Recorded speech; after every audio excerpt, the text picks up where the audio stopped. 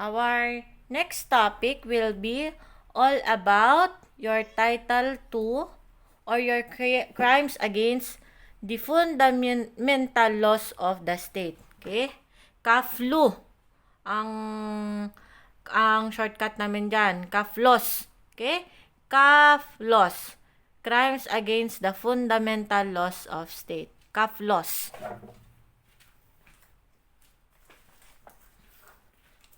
Kung sa Title 1, we call it Cansalon.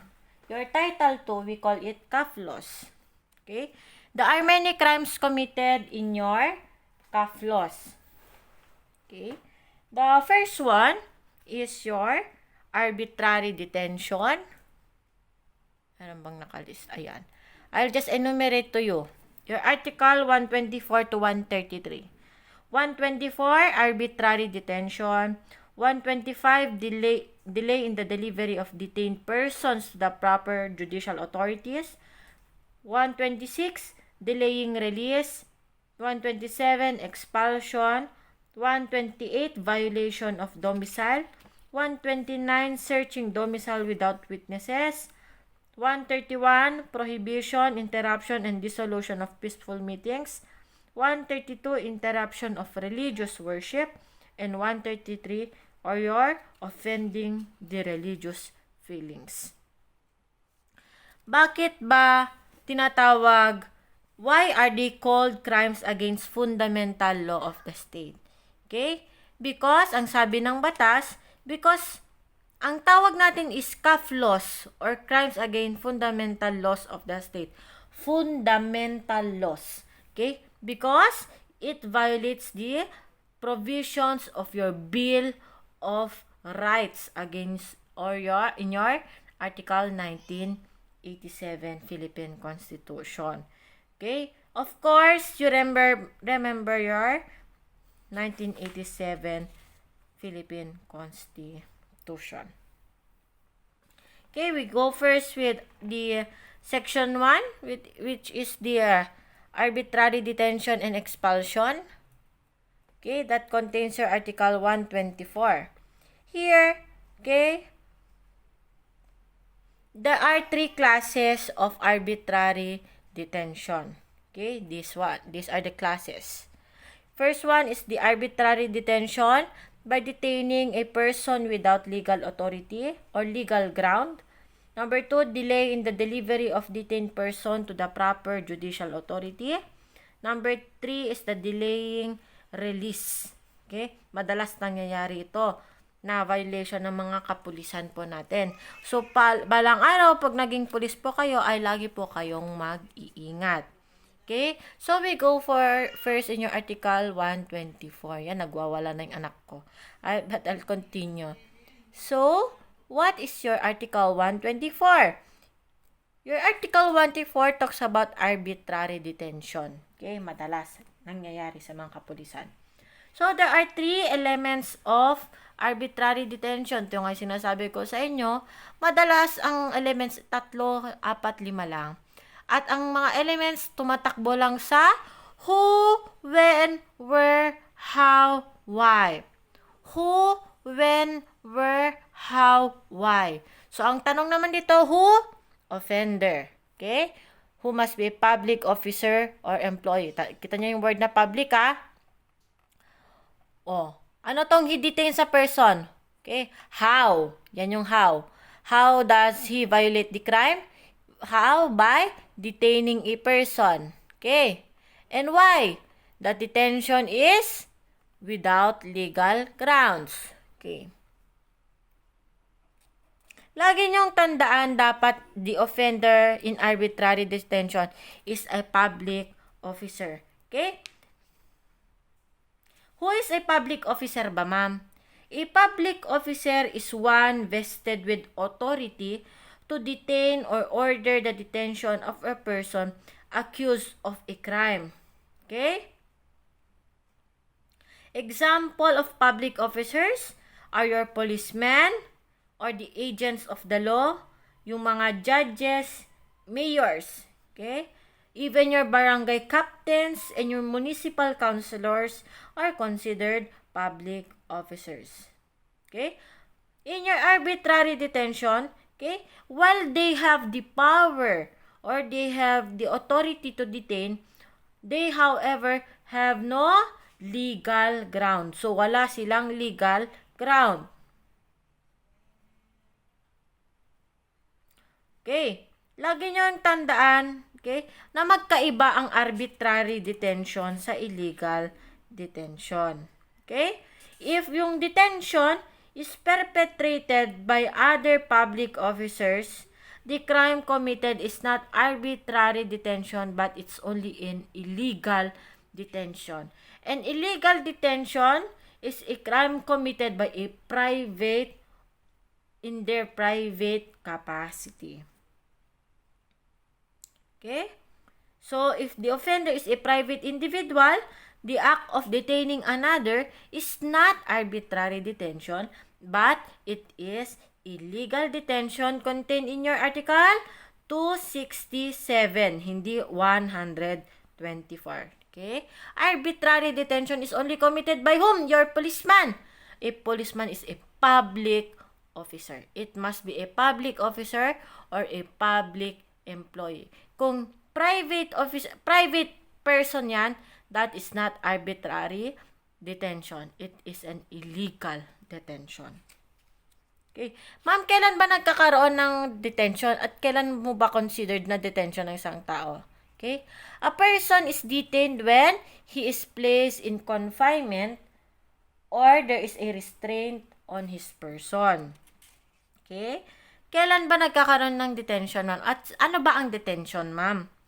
Ang detention is defined as the actual confinement of a person in an enclosure or in any manner detaining and depriving him of his liberty. The other term for detention is arrest also. Okay? So, a person is detained when he is placed in confinement or where his liberty is deprived. Lagi niyong tandaan that the detention must be without legal grounds. Okay? Okay? Kailan ba nagiging walang legal grounds? Kailan ba nagiging without legal grounds, ma'am? Okay? Lagi niyong tandaan that the detention of a person is without legal grounds if, number 1, okay? Pag kinulong ko si Pedro, pero wala naman siyang na-commit na crime, at there is no reasonable ground for suspicion that he has committed the crime. Number 2, Pedro is not suffering from violent insanity or ailment, okay, requiring compulsory confinement in a hospital. So, example, in a given scenario, in the case of US versus Geliaga, okay, yung barangay o yung barrio lieutenant, yung barangay captain noon, okay, nakita niya yung mga si Ana, si Ben at si Christopher, yung mga servant niya, nag-aaway-away. Inaaway nila yung anak niya, si Ana, anak ni Pedro, let's just say si Rosalinda, anak ni Pedro. Nakikita niyang inaaway ng mga servant niya. Okay? He sees the servant and an hour later sent him to the justice of peace. The servant was kept in detention from 5 to 9 a.m. The next day, when he was released by the justice of peace. Is the barangay captain or the barangay lieutenant liable for arbitrary detention? The answer there is yes. Because he detained the offended party without any reason therefore. Okay? Remember, mere quarreling is not a crime. Okay. Next one. 125. Article 125.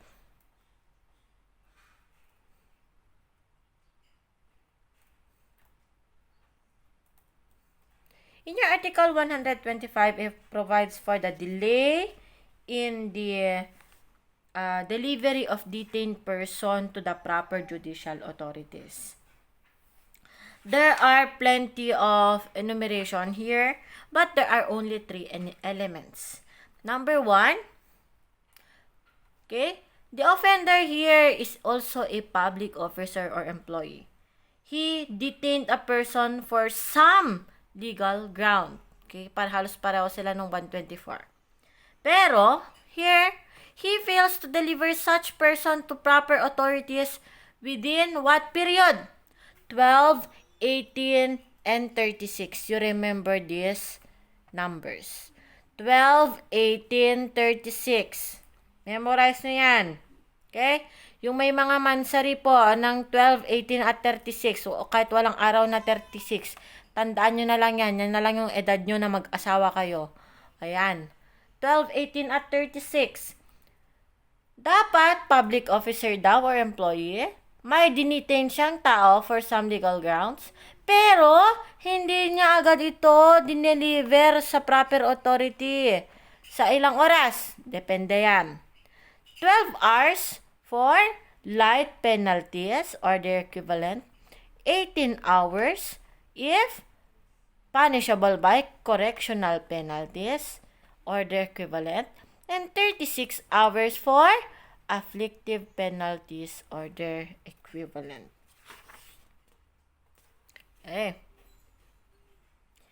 Kung, tandaan nyo, pareho sa arbitrary detention, if the offender is a private person, the crime is illegal detention. Okay. Dito tayo sa number 2. For some legal ground. Okay. He shall detain any person for some legal ground. Remember in your article 125, itong delay in the delivery of detained person. Okay? The public officer or employee has detained the offended party for some legal ground. The detention is legal in the beginning. Okay? Because the person detained was arrested under any of the circumstances where arrest without warrant is authorized by law. Okay? So, after a while, since na-detain siya as legal, okay, pero hindi lang siya na-deliver on time. Okay, what is delivery meaning here? The detention becomes illegal only after a certain period of time. Bakit? Because yung offended party is not delivered sa proper authority. Okay, it can be a judge or whoever, okay, within the period specified by law. Sino tong mga proper judicial authorities na tinutukoy natin? Okay? Proper judicial authorities as used in Article 125 means the courts of justice, yung mga judges po natin. Because they are vested with judicial authority to order the temporary detention or confinement of a person charged with having committed a public offense.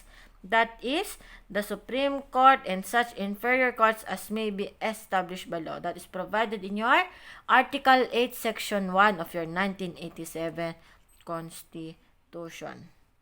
Yung mga fiscal, ma'am, yung mga prosecutor, ma'am, pwede bang sa kanila i-deliver? The answer there is no. In the case of Sayo versus COP, Chief of Police. Okay? Sabi ng Supreme Court sa case na Sayo versus COP, judicial authorities mentioned in Section 125 of the RPC cannot be considered to include fiscal or prosecutor, okay, fiscal of the City of Manila or any other cities because they cannot issue a warrant of arrest or commitment for temporary confinement. Only a judge, only a court of justice can issue a warrant of arrest. Okay. Ano yung mga karapatan na isang taong na under detention? There are 2. Okay? Number 1, he shall be informed of the cause of his detention. Number 2, he is allowed upon his request to communicate and to confer at any time with his attorney or his counsel. Okay, next one.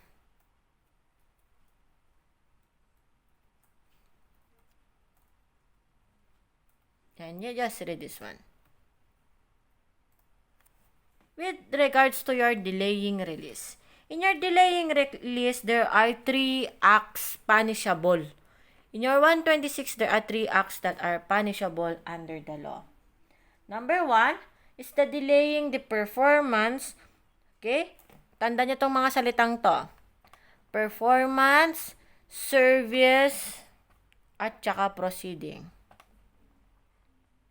Okay? Number 1 is the delaying the performance of judicial or executive order for the release of the prisoner. Number 2, unduly delaying the service of the notice of such order to said prisoner.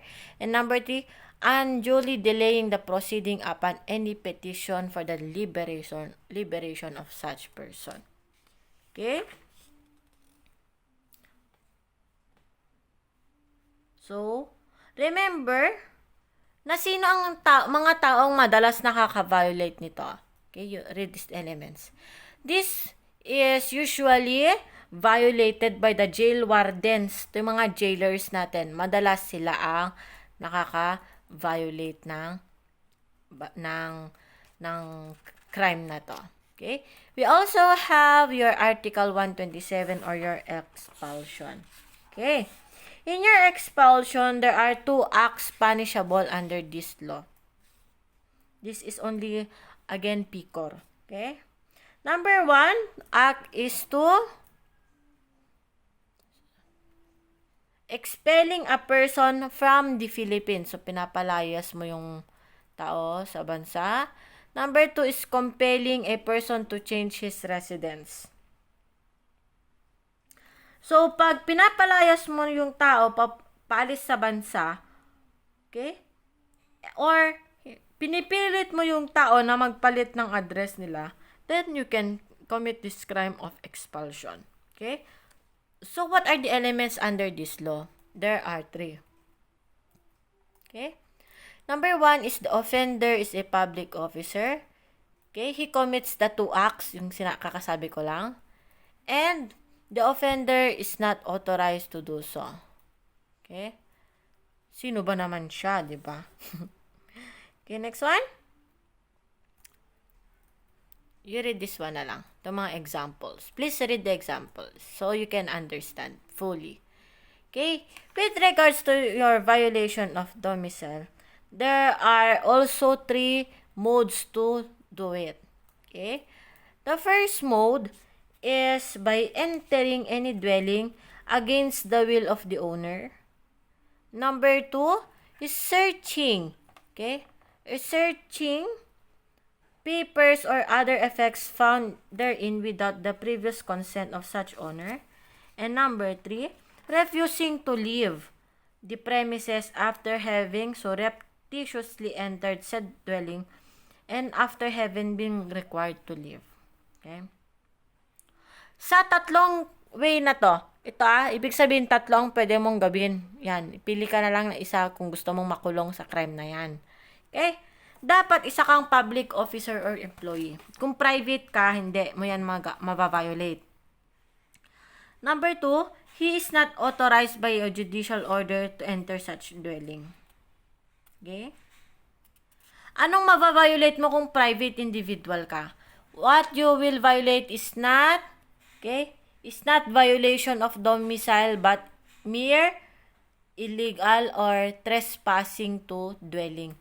So, kailangan sa violation of domicile, tandaan nyo to sa article na to, dapat isa kang public officer or employee. Kasi kung isa kang private individual, hindi violation of domicile ang mapabiolate mo, kundi trespass to dwelling.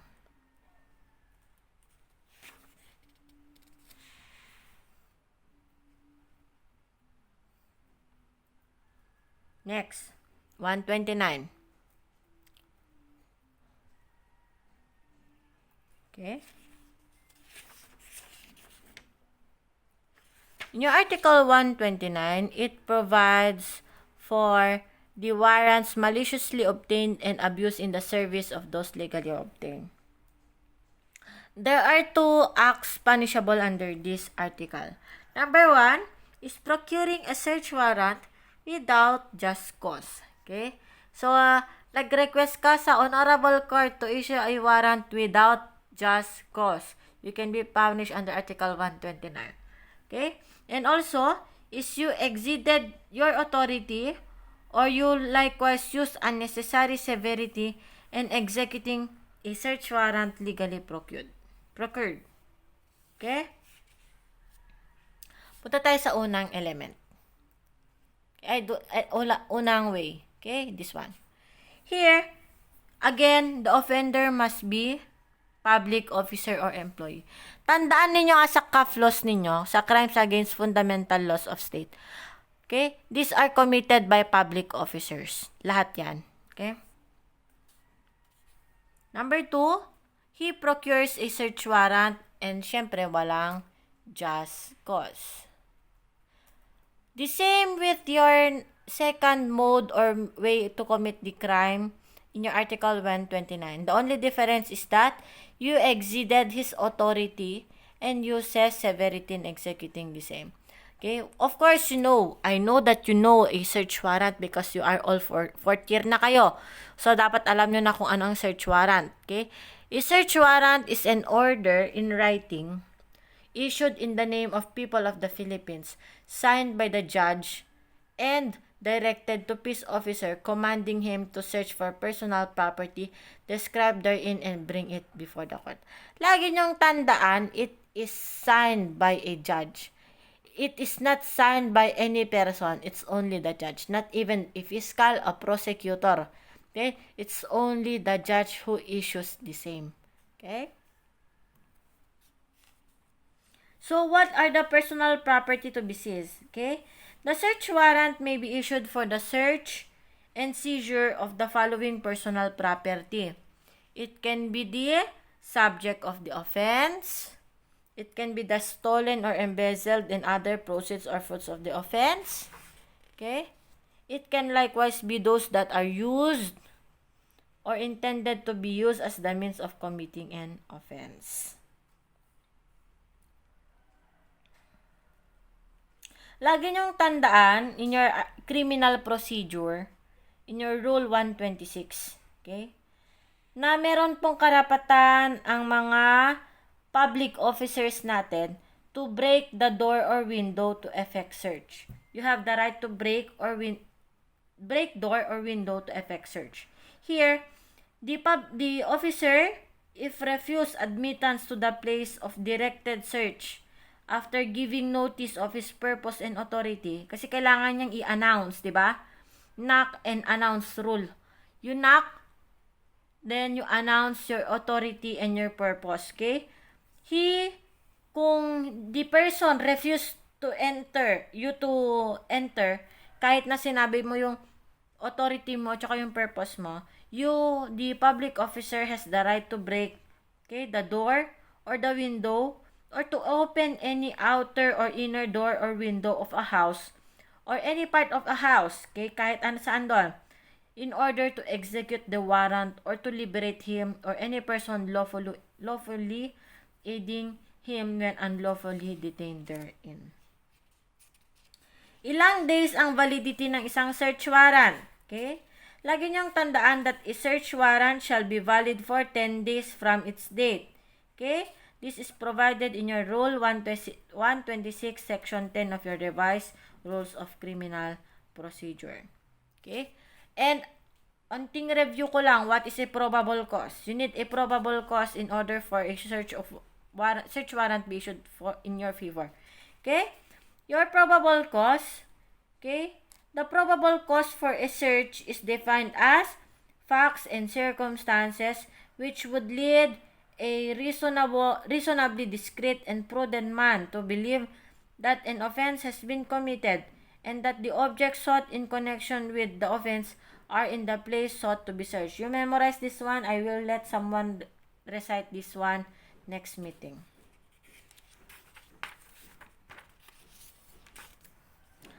Rule 130. Or Article 130, I should say.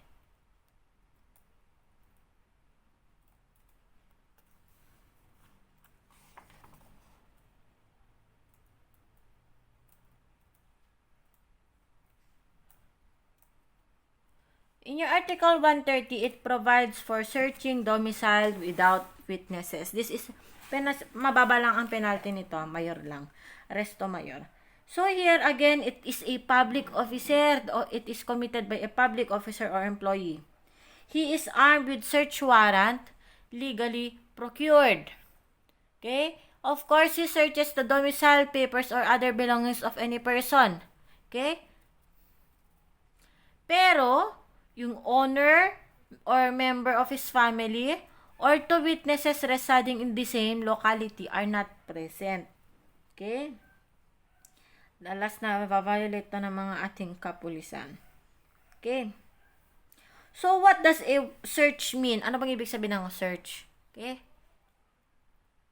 Lagi niyong tandaan that in your Article 129 and 130, the search is made by a virtue of a valid warrant. Yung 129 tsaka 130 natin, merong valid warrant. Pero, nagkakaroon sila ng liability because of irregularity. Okay?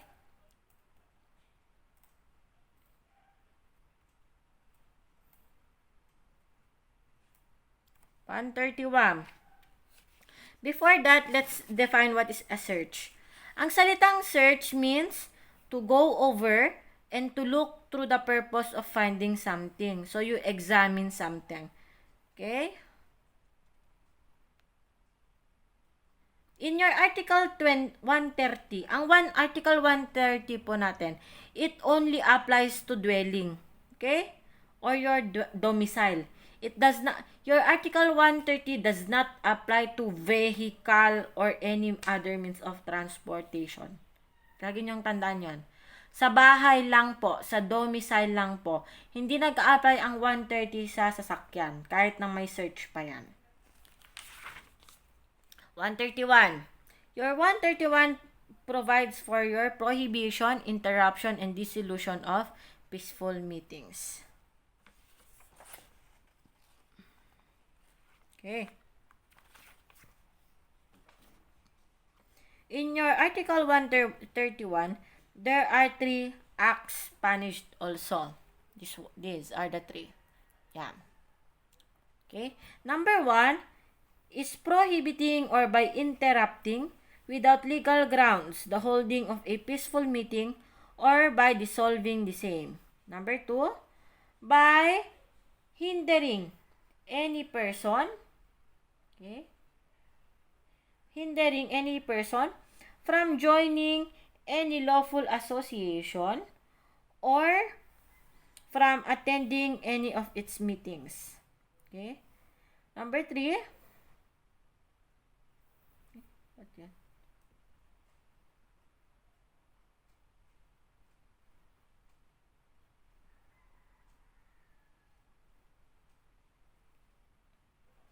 Number 3 is by prohibiting or hindering any person from addressing or either alone or together with other persons, any petition to authorities for the correction of abuse or redress of grievances. Remember that the common elements,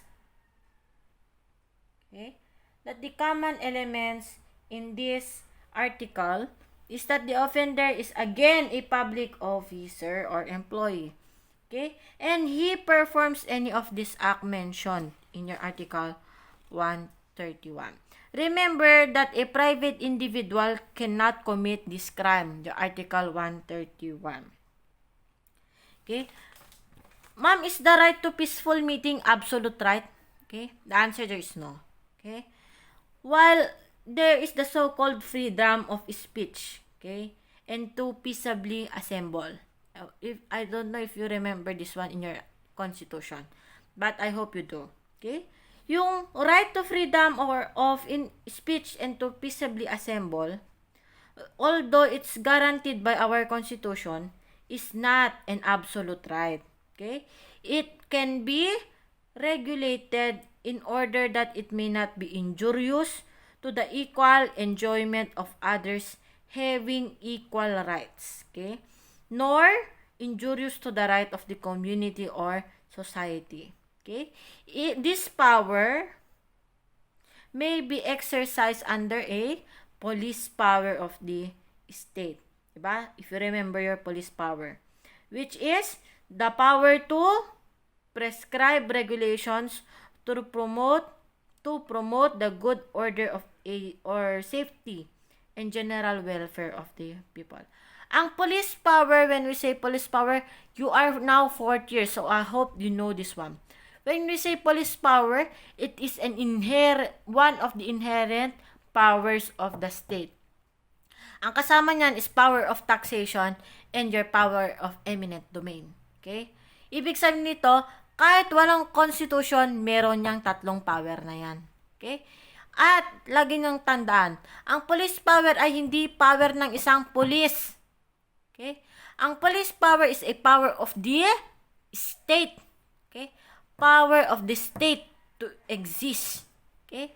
And when we say police power, it is the power to promote the general welfare of the society. It's not a power of the police. Okay?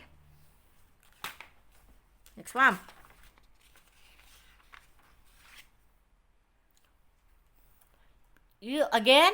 Ulit-ulitin ko ha. It's your assignment to read the different examples and the cases provided in this reviewer. In your section or in your article 132, it provides for the interruption of religious worship. In this one, there are 2 crimes that the crimes against religious worship. Okay? Your article 132 and your 133. Ano yung 132? Your article 132 speaks of interruption of religious worship. Ito yung istorbo ka habang nagmimisa. Okay, pwede. Number 2 is offending the religious feelings. Madaling-madali lang ito. Again, similarly, okay, in your article 132, the offender is a public officer or employee. At number 2, another element, that there is an ongoing ceremony or manifestation of any religion, okay, that takes place or is ongoing. Number 3, the offender prevents or disturbs the same. Oh, istorbo. Okay? Kung nang istorbo ka habang merong nagmimisa, may nagnonovena, ganyan, and you are a public officer, you can be, okay, you can violate this crime. And the penalty in this crime is very high. Okay, prison correctional. It's not a mere arresto mayor. Okay, it's not arresto menor. It's prison correctional. Although in its minimum period. Okay?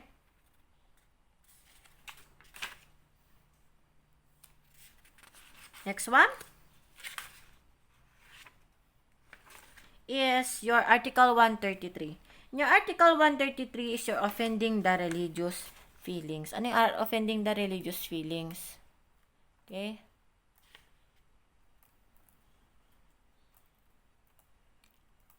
Ito. What are the elements of this crime? In this crime, okay, the elements, number 1, that the acts complained of were performed in a place devoted to religious worship or during the celebration of any religious ceremony, and the act must be notoriously offensive to the feelings of the faithful. So, ano ba ang religious ceremonies na sinasabi natin? Okay, religious ceremonies are those religious acts performed outside of a church, such as procession and special prayers for burying dead person.